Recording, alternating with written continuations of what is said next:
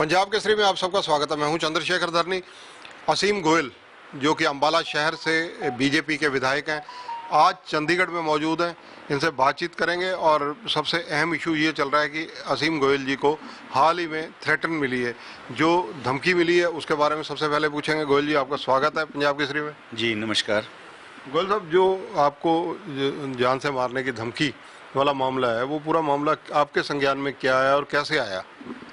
देखिए, मेरे घर के एड्रेस के ऊपर एक चिट्ठी आई और वो चिट्ठी जब खोली रूटीन में, तो उसके अंदर की जो भाषा लैंग्वेज पढ़ के जिस प्रकार से उन्होंने उसके अंदर शब्दों का इस्तेमाल किया, लश्कर तौयबा और कोई कश्मीर फाइल्स के अंदर जिनका नाम था बिट्टा कराटे करके, ऐसे संगठनों का उसमें जिक्र करके, और 28 अप्रैल तक की हम बम से जो है तुम्हें उड़ा देंगे, और इस प्रकार की जो उसमें भाषा लिखी हुई थी, तो तुरंत उसको संज्ञान में लेते हुए मेरे जो निजी सचिव हैं, उन्होंने एक जो मुकदमा है, एक जो है एप्लीकेशन है एसपी साहब के दी, और मुकदमा उसके ऊपर दर्ज हुआ और अभी पुलिस जो है उसकी जांच कर रही है। और जिस व्यक्ति ने नाम से, अपने नाम से चिट्ठी डाली थी, वो लोकल अम्बाला का है वो, लेकिन वो व्यक्ति तो किसी दुकान के अंदर एक सेल्समैन है। अब इसके अंदर क्या शरारत है, क्या एंगल है, ये जांच का विषय, और पुलिस इसमें जो है जांच कर रही है। अंबाला का जो व्यक्ति संदिग्ध है, जिसके इर्द गिर्द अभी तक सुई घूम रही है, उसके ये लश्कर तौबा या किसी आतंकवादी संगठन से कोई संबंध कैसे हो सकते हैं? मतलब ये मामला किस तरह से संदेह के घेरे में कैसे आया?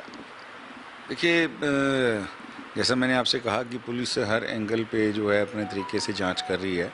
अभी तो एक व्यक्ति वो किसी दुकान के ऊपर सेल्समैन का काम करते हैं, और मुझे भी व्यक्तिगत नहीं, क्योंकि मुस्लिम संगठन सारे उन्होंने कल सामने से एक पत्रकार वार्ता करके कहा कि हम विधायक जी के साथ हैं, और वो जो लोकल व्यक्ति है वो भी उन सबका जानकार है, संगठनों का लोकल रहने वाला मुस्लिम व्यक्ति है।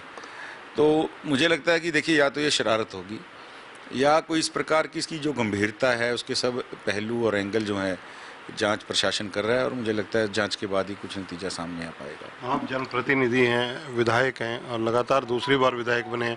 आपके परिवार को, आपको बम से उड़ाने की धमकी मिलना, उसके बाद प्रशासन और पुलिस का क्या रवैया रहा? उन्होंने क्या विशेष सुरक्षा कुछ दी आपको? देखिए, सुरक्षा के लिए तो मैंने ही मना किया, लेकिन उन्होंने तत्परता दिखाते हुए वो जहाँ तक हर एंगल से जांच करें, मेरे घर की सुरक्षा उन्होंने बढ़ाई है। और उसके बाद वो जितने भी मतलब कई अधिकारी काम में लगे हैं और मुझसे लगातार वो टच में हैं, और किस प्रकार की उन्होंने डेवलपमेंट की है मेरे से शेयर भी करते हैं। पुलिस इसमें अपनी तत्परता दिखाते हुए लगी हुई है। बाकी मुझे जांच के बाद ही इस बारे में कुछ कहा जा सकता है। वैसे तो कहते हैं कि जाको रखे साइयाँ ताको मार सके ना कोई। आप भी इसी नीति और पॉलिसी के तहत चलते हैं। आपके गृह मंत्री हैं अनिल विज जी, उन्होंने भी विशेष रूप से जब उनके मामला संज्ञान में आया तो उन्होंने भी पुलिस अधिकारियों से इस मामले में बात की और आपको पूर्ण सुरक्षा देने की बात की है। जी हाँ, मुझे पता चला। आदरणीय जो हमारे गृह मंत्री अनिल विज जी, उन्होंने अधिकारियों को निर्देश भी दिए हैं कि इस जांच को बहुत मतलब ज़रूरी तरीके से इसको देखा जाए और इसके अंदर कोई कोताही नहीं होनी चाहिए।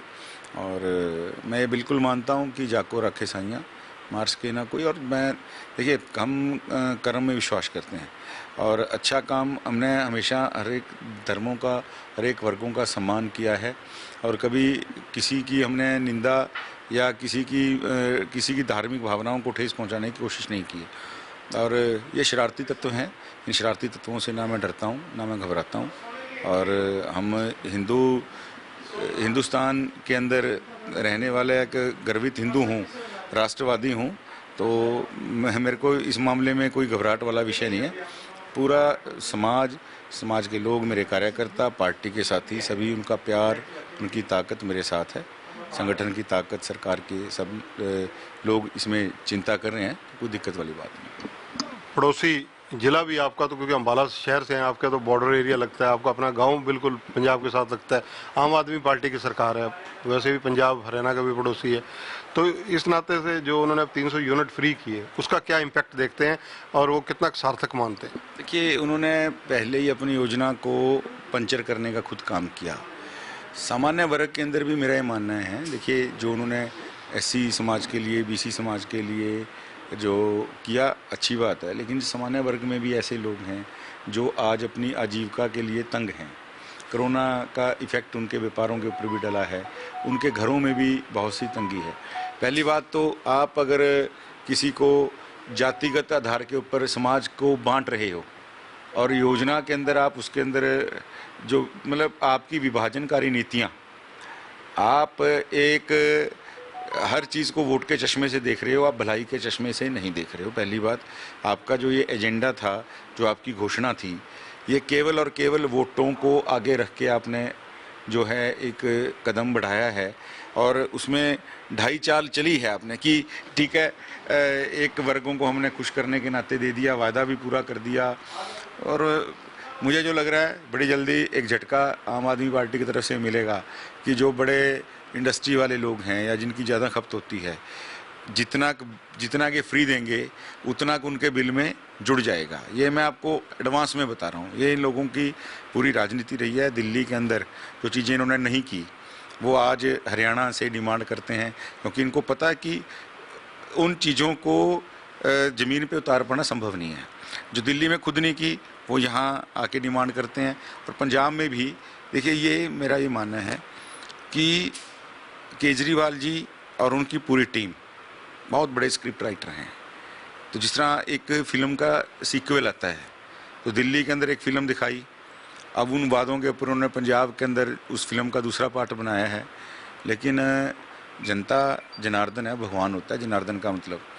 तो जनता असलियत समझती है और जब असलियत सामने आती है तो बहुत सी चीज़ें जिस तरह फ्लॉप फिल्म का हाल होता है, क्योंकि आपको यही नहीं पता रेवेन्यू का जो सोर्स है पंजाब का, इसमें इतना बिगड़ चुका है।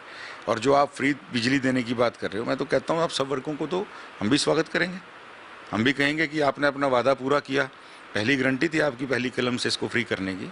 ठीक है, आप 4 महीने बाद इसको लागू करने की बात कर रहे हो, लागू तो करो, लेकिन पूरे पंजाब में लागू करो। उसके ऊपर आप विभाजन कर रहे हो। तो चंडीगढ़ के मामले में जैसे हरियाणा ने पलटवार किया इनके स्टैंड को लेकर, उस पर आपकी प्रतिक्रिया? देखिए, चंडीगढ़ मेरा मानना है ये बिल्कुल अटूट तरीके से हरियाणा का है।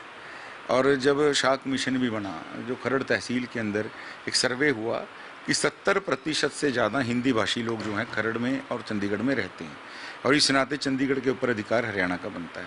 और मेरा तो केंद्र की सरकार से ये निवेदन है कि चंडीगढ़ का मामला पंजाब ने, देखिए ये सिर्फ मुद्दे से भटकाने वाली बात है। जब लोगों को लगा, सरकार को लगा कि जो वायदे करके आए हैं उन वायदों के ऊपर पूरा नहीं उतर पा रहे, तो उन्होंने चुपके से चंडीगढ़ वाला मामला चला दिया कि कोई आपसे बात करे कि साहब आपने वो वादा पूरा नहीं किया। अरे कमाल है, देखिए आप उसको छोड़िए, हम चंडीगढ़ लेके आ रहे हैं ना। कोई दूसरा वादा याद कराए कि साहब आपने ये कहा था चुनाव के अंदर, आपने पूरा नहीं किया। अरे आप उस वादे को छोड़िए, हम चंडीगढ़ लेके आ रहे हैं ना पंजाब के लिए।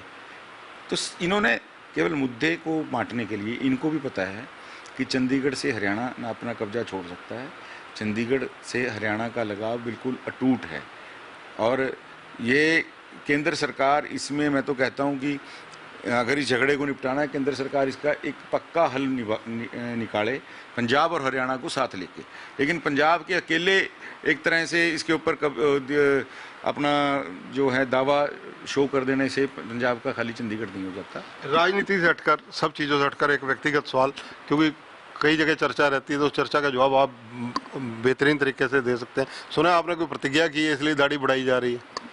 नहीं, मैंने शायद पहले भी आपको कहा था कि इस दाढ़ी को बढ़ाने में कोई प्रतिज्ञा नहीं है। तो कुछ कार्यकर्ताओं साथियों ने कहा कि जी दाढ़ी आपको सूट करती है, तो मैंने इसलिए रखनी शुरू की है। इसमें कोई प्रतिज्ञा नहीं है। प्रतिज्ञा तो जिस दिन विधायक बने थे उसी दिन से लोक सेवा की ली थी और इसको करते आ रहे हैं, चाहे पहले क्लीन शेव था चाहे दाढ़ी में हो। प्रतिज्ञा तो लोक सेवा की। धन्यवाद असीम गोयल जी। तो ये हैं असीम गोयल, इनका कहना है कि जाको राखे साइया ताको मार सके ना कोई, और जो इनको धमकी मिली है उसका जरा भी इन पर प्रभाव और दबाव नहीं है। ये अपने सामाजिक कामों को और अपने बतौर विधायक यानी जनप्रतिनिधि के रूप में जो कर रहे हैं, निरंतर उसी स्पीड से कर रहे हैं। इन्हें विशेष सुरक्षा मुहैया करवाने के लिए कहा था अधिकारियों ने, लेकिन इन्होंने खुद उसके लिए मना किया। इनके घर के आसपास अवश्य, क्योंकि परिवार वहाँ रहता है, तो निसंदेह कुछ सिक्योरिटी अवश्य बढ़ाई गई है। कैमरामैन संजय सिंह के साथ चंद्रशेखर धरनी, पंजाब केसरी टीवी, चंडीगढ़। हमसे जुड़े रहने के लिए हमारे YouTube चैनल को सब्सक्राइब करें और नई वीडियो की नोटिफिकेशन के लिए बेल आइकॉन को दबाएं। अगर आप ये वीडियो Facebook पर देख रहे हैं तो लाइक जरूर करें और ज्यादा से ज्यादा शेयर करें। धन्यवाद।